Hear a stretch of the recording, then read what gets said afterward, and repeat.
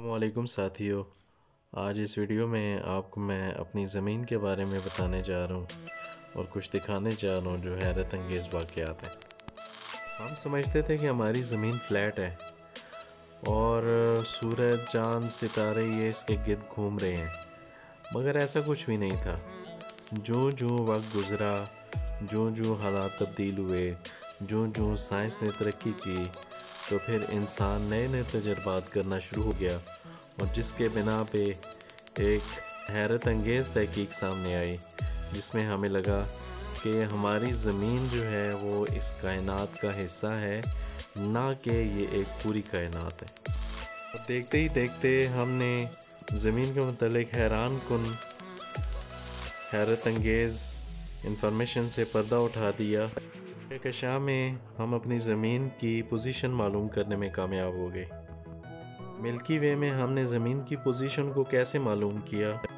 ہمیں ملکی وے کا معلوم ہونا بہت ضروری ہے۔ اس اسٹرکچر کو سمجھنے میں آسمان نے ہماری بہت مدد کی۔ آسمان پر بہت کم ستاروں کے جھرمٹ کو دیکھا تو ہمیں یہ معلوم ہوا کہ یہ تو ہماری کہکشاں کا حصہ ہے۔ مدھم ستاروں کے اس جھرمٹ کو بینڈ کہا جاتا ہے۔ بینڈ کو دیکھ کے ہمیں اندازہ ہوا کہ ہماری زمین ایک فلیٹ ڈسک کا حصہ ہے، کیونکہ اگر ہماری زمین اسپیریکل ڈسک کا حصہ ہوتی تو ہمیں آسمان پہ بکھرے ہوئے ستارے ایک خاص ترتیب سے دکھائی دیتے۔ تو دوستو، آپ کو بتاتا چلوں کہ ایسا ہرگز نہیں ہے۔ ہمارے ستاروں کے جھرمٹ میں یعنی کہ یہ بینڈ، یہ آسمان کو ایک خاص طریقے سے کاٹتا ہوا برابر سمت میں نظر آتا ہے، جس سے ہمیں معلوم ہوا کہ ہم اس بینڈ کے پلین میں ہی کہیں کسی جگہ موجود ہیں، نہ کہ اس بینڈ سے اوپر نیچے۔ ہماری یہ خواہش ہی رہے گی کہ ہم اس پلین سے باہر نکل کے اس کو جھانک سکیں، کیونکہ ہمیں ایسا کرنے کے لیے ہزاروں، لاکھوں نہیں بلکہ کروڑوں لائٹ ایئرز لگ سکتے ہیں۔ اسے ہم آسان لفظوں میں سمجھنے کے لیے آئیجا 1 کی مثال لے لیتے ہیں، جس نے اس خلا میں تقریباً آدھی صدی سفر کیا ہے، لیکن اس کے باوجود بھی صرف یہ .02 لائٹ ایئرز کا سفر طے کر سکا ہے۔ بہت فاصلہ ہونے کے باوجود ہم نے نہ صرف اپنی کہکشاں کی شیپ معلوم کر لی، بلکہ اس میں ہم نے اپنی زمین کی پوزیشن بھی معلوم کر لی ہے۔ ملکی وے میں ہمیں اپنی زمین کی پوزیشن معلوم کرنے میں جن لوگوں نے کردار ادا کیا ہے، تو اس میں پہلا نام 18ویں صدی کے ولیم ہرشل کا ہے۔ اس کو سیارہ یورینس دریافت کرنے کی وجہ سے بھی جانا جاتا ہے۔ ولیم ہرشل نہ صرف عظیم اسٹرونومر تھے بلکہ یہ میکر بھی تھے، اور انہوں نے ٹیلیسکوپ بنائی اور اس ٹیلیسکوپ کے ذریعے آسمان میں ملکی ویز کا مشاہدہ کرنا بھی شروع کر دیا۔ ان کا مقصد تمام ستاروں کا مشاہدہ کر کے ان کا میپ بنانا تھا۔ انہوں نے اپنی بہن کی مدد سے آسمان کو 600 حصوں میں تقسیم کیا۔ انہوں نے ہر حصے کا مطالعہ کر کے ایک یکجا نقشہ یعنی کہ میپ تشکیل دیا۔ انہوں نے اس میپ کو دیکھتے ہوئے کہا کہ ہماری کہکشاں ایک ڈسک سٹرکچر رکھتی ہے، اور ہمارے سولر سسٹم کی پوزیشن اس ڈسک کے قریب ہی ہے۔ اس کا نقشہ مکمل طور پہ درست نہیں تھا، کیونکہ زمین سے انٹرسٹیلر ڈسٹ کی وجہ سے جو ستارے نظر نہیں آتے تھے ان کو دیکھ نہیں پائے تھے، لیکن اس ملکی میپ نے سمجھنے میں ہماری بہت مدد کی۔ یہ پہلا میپ تھا جس نے ملکی وے ڈسک سٹرکچر کے بارے میں ہمیں معلومات دی۔ دوسرے نمبر پر ایک خاتون سائنسدان ہیں جن کا تعلق ہارورڈ کالج آبزرویٹری سے تھا، اور ان کا نام انیویٹا سوان لیوٹ ہے۔ انہوں نے ملکی وے کو سمجھنے اور یہاں پہ ہماری زمین کی پوزیشن کو جاننے میں بہت اہم کردار ادا کیا۔ یہ ریسرچ خاص ستاروں کے گرد گھومتی تھی جنہیں سیفیئرڈ ویریبلز کے نام سے جانا جاتا ہے۔ ایسے ستارے ہیں جو مخصوص مدت کے بعد مدھم ہو جاتے ہیں اور پھر سے روشن ہو جاتے ہیں۔ انہوں نے 1777 ستاروں کا مشاہدہ کیا اور سن 1908 میں ایک پیراگراف بنایا جو اس بات کو ظاہر کر رہا تھا کہ ستاروں کی ڈائریکٹ لیمینوسٹی کا تعلق ان کے پلسیٹنگ پیریڈ سے ہے۔ انہوں نے آبزرو کیا کہ زیادہ روشن ستاروں کا پلسیٹنگ ریٹ نسبت مدھم ستاروں کے کم تھا۔ انہوں نے ایک لا بنایا جسے لیبٹ لا کے نام سے جانا جاتا ہے۔ اس قانون نے سیفیڈ ویریز کو معلوم کرنے میں ہماری مدد کی، کیونکہ اس وقت سیفیڈ ویریبل سٹارز کو ویسٹرونومک ڈسٹنس معلوم کرنے کے لیے بطور سٹینڈرڈ استعمال کیا جاتا تھا۔ اس لیے لیویٹ کا یہ جو کام تھا یہ بہت بڑی کامیابی تھی۔ اس لا کے تحت سائنسدان 20 ملین لائٹ ایئر کے فاصلے معلوم کر سکتے تھے۔ آخر آپ سوچ رہے ہوں گے آخر اس کام نے ملکی وے میں ہمارے سولر سسٹم کی پوزیشن کو جاننے کے لیے کس حد تک ہماری مدد کی ہوگی۔ اسے سمجھنے کے لیے ایک عام نام کا تذکرہ بہت ضروری ہے، اور یہ ایڈمنڈ ہبل کے نام سے جانا جاتا ہے۔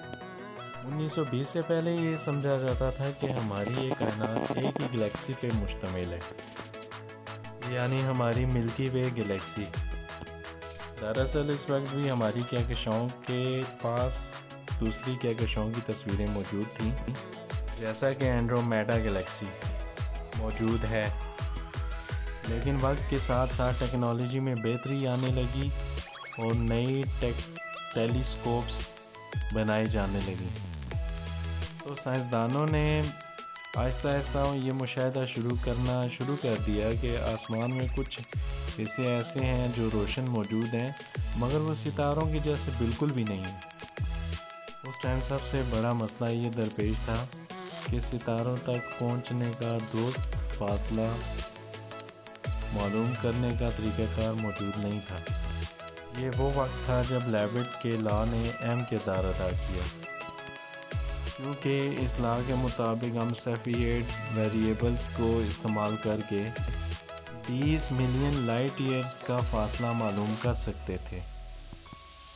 اس لا کو استعمال کرتے ہوئے ہبل نے اینڈرومیڈا گلیکسی میں موجود ایک سیفیڈ ویریبل سٹار کا مطالعہ کیا اور اس سے اینڈرومیڈا گلیکسی کا زمین سے فاصلہ معلوم کرنے کی کوشش کی۔ انہوں نے جو رزلٹ معلوم کیا وہ درست رزلٹ سے تقریباً 3 گنا کم تھا، لیکن سائنسدانوں کو چونکا دینے کے لیے کافی تھا۔ انہوں نے جو رزلٹ معلوم کیا اس کے مطابق اینڈرومیڈا گلیکسی کا ہماری کہکشاں سے فاصلہ 9,30,000 لائٹ ایئر تھا۔ یہ ثابت کرنے کے لیے کافی تھا کہ اینڈرومیڈا گلیکسی ہماری کہکشاں کی حدود سے باہر ہے۔ اس نتیجے نے کائنات کے متعلق ہمارے نظریے کو بدل دیا کہ محض یہ ایک ہی گلیکسی پہ مشتمل ہے۔ اینڈرومیڈا گلیکسی کے فاصلے کو معلوم کرنے اور یہ جان لینے کے بعد یہ کہکشاں ملکی وے بھی ہماری کہکشاں کی طرح کی ہے، تو سب سے بڑا سوال پیدا ہوا کہ اگر ایسا ہے تو اپنی کہکشاں ملکی وے کے کس حصے میں موجود ہے، یعنی اپنی کہکشاں میں ہماری پوزیشن کیا ہے۔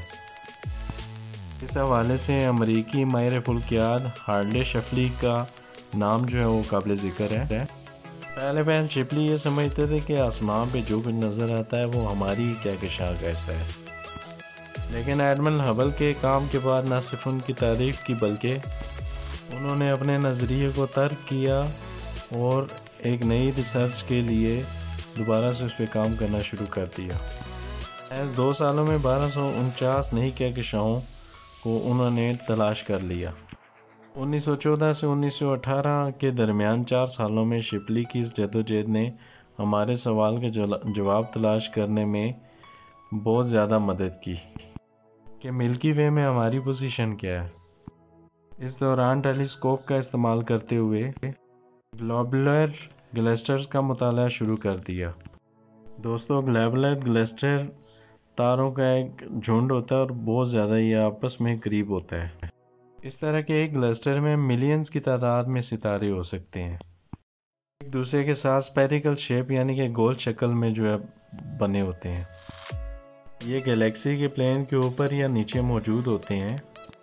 گلوبولر کلسٹر کائنات کے پرانے ترین آبجیکٹس میں سے ایک ہے اور ان کی عمر تقریباً 10 بلین سال کے برابر بھی ہو سکتی ہے۔ شیپلی نے یہ معلوم کیا کہ یہ گیلیسٹرز گیلیکٹک بال کے دائرے کے نزدیک اس شکل میں موجود ہوتے ہیں۔ یہ ایک زبردست کھوج تھی، کیونکہ ہم ملکی کور کے دائرے میں اگر موجود تھے تو ہمیں آسمان پر ان ستاروں کی شکل ایک جیسی نظر آنی چاہیے تھی، مگر ایسا نہیں تھا، کیونکہ ان گیلیسٹرز میں سے زیادہ تر گیلیکٹک سینٹر کے قریب آسمان پہ نظر آنے والی فارمیشن سیجیٹیریس اور اسکارپین کنسٹیلیشنز کی سمت میں نظر آتے تھے۔ اس تحقیق نے یہ ثابت کیا کہ ملکی وے میں ہماری پوزیشن گیلیکسی کے سینٹر کے بالکل قریب نہیں تھی، جیسا کہ ولیم ہرشل کا اندازہ تھا، یعنی کہ ہماری پوزیشن گلیکسی کے سینٹر سے دور آؤٹر آرم کی طرف تھی۔ یہ الگ بات ہے کہ شیپلی نے گلیکٹک سینٹر سے جو اندازہ ہمیں بتایا اس سے کم تھا، جو اس کے اندازے کے مطابق گلیکٹک سینٹر سے ہم 33,000 سے 90,000 لائٹ ایئرز کے فاصلے پر تھے۔ ٹیکنالوجی اور اسٹرانومی میں جدت کے بعد ہم یہ معلوم کر چکے ہیں کہ ہمارا سولر سسٹم ہرشل آرم کے آس پاس موجود ہے۔ اس کو اورائن آرم بھی کہا جاتا ہے۔ دوستوں سے گزارش ہے میرا چینل سبسکرائب کر لیں، لائک کریں اور شیئر کریں۔ بہت شکریہ، تھینک یو۔